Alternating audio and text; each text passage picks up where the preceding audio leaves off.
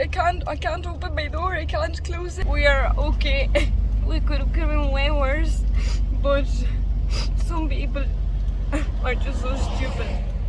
We're okay.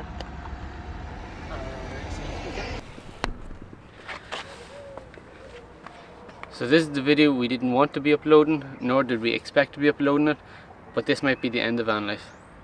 We were spending the most magical 2 days by a crystal clear river. It was just like the perfect place. We were talking about how good that place was and how happy we were there. And we were making plans to spend the winter instead of Spain. We were making friends. We met a couple from Spain and Chile, and then we met a French couple. It was one of the most incredible places that we've stayed so far here in Spain. Yeah. Crystal clear waters, full of fish. We were jumping in, we were swimming. We spent the whole day planning what we were going to do the following day and head towards the coast. So on Thursday morning we got up around 8:30 when we had some breakfast. We were hanging out with the new friends that we made, and we were just sitting around, and then we said, right, it's time to leave. We'll pack up our stuff and then we'll head towards Barcelona. Hit the road around 10 o'clock and then we set off, and about an hour into our journey we were driving along, we were listening to music. It was a great morning. There was nobody on the road, it was quiet, the weather was good, and we were just driving along. And next thing, I look in my rear view mirror and I see this Mark II Golf coming flying up behind us, doing well over the speed limit. I don't know if he was on his phone, if he was not paying attention, he was looking down at the ground. We don't know, he never said what was happening. But all of a sudden I see this car coming and swerving, so he like pulled out into the overtaking lane. We were on the motorway, so he pulled into the left hand side lane and he lost control. I can see his car going sideways, all in the rearview mirror, and next thing, as quick as anything, it took the front of the van out of it and it sent our van going sideways. And luckily I got the van stopped just before we hit any barriers and before we crashed into him again. It's crazy how quick things happen. 1 minute we're driving along, next second there's a Golf sitting right in front of us in bits, and yeah, Fergus came out a little bit sore, and the whole front end of it is all damaged, so yeah, not ideal. I remember it happening like slow motion, and also I remember the noise that the car made when it hit us so clearly. You could hear his brakes screeching as he was spinning out of control.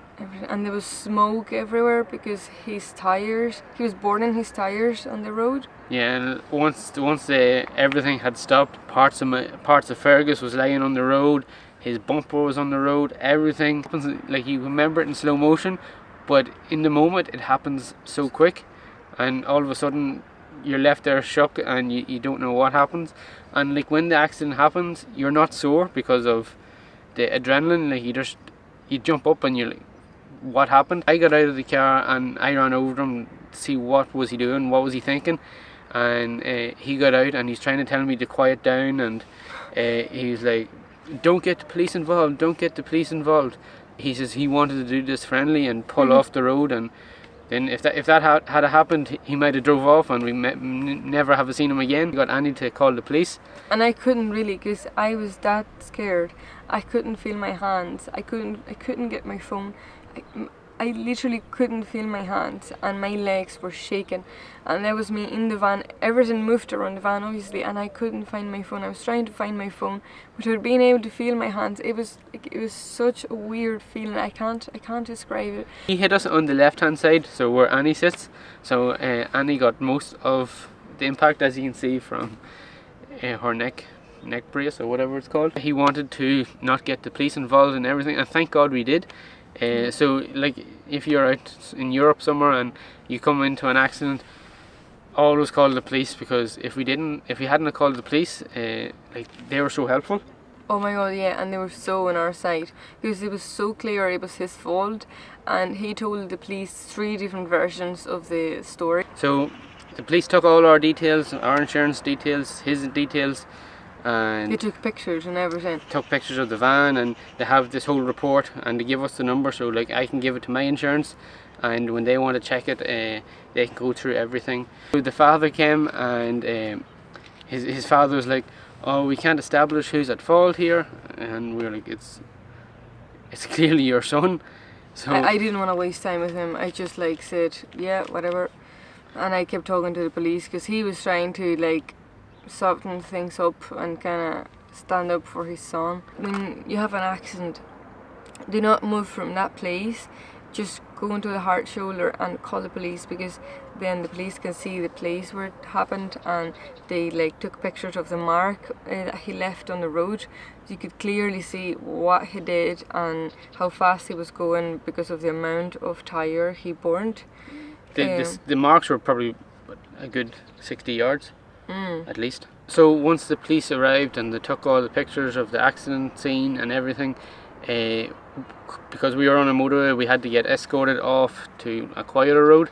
So one police officer went, and then he followed, then I followed, and then another one behind us, and we got to like this we rode off a roundabout, and that's where they started taking all the details, the pictures, the questioning and everything. So the damage that happened to Fergus, the front passenger door, it's in bits, like it's all kinked in at the bottom. Annie can only roll down her window so much. Thank God the glass or nothing broke. So the wheel arch is totaled. It's gone. It's bent in bits. We can't open her door because the wheel arch has kinked the door that much that it's kind of wedged shut. And after the accident, it was kind of opened a wee bit. So when we got off the road, I had to get my hammer out. And after the pictures.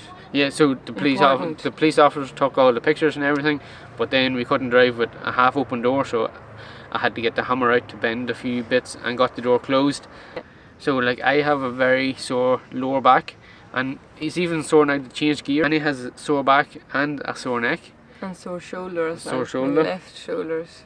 Thankfully nothing's fractured, just very, very sore, so we're on tablets and everything. So what is next for us and van life? And we had plans not to go back to Ireland. We were going to stay here for the winter, spend it down either south of France or south of Spain. We weren't too sure yet, but we have to get this fixed as soon as possible. And there's no point taking it somewhere here in Spain because we're going to be without a van for a couple of weeks. We have to take it back to Ireland and get it fixed, and his insurance will cover everything. So it is what it is.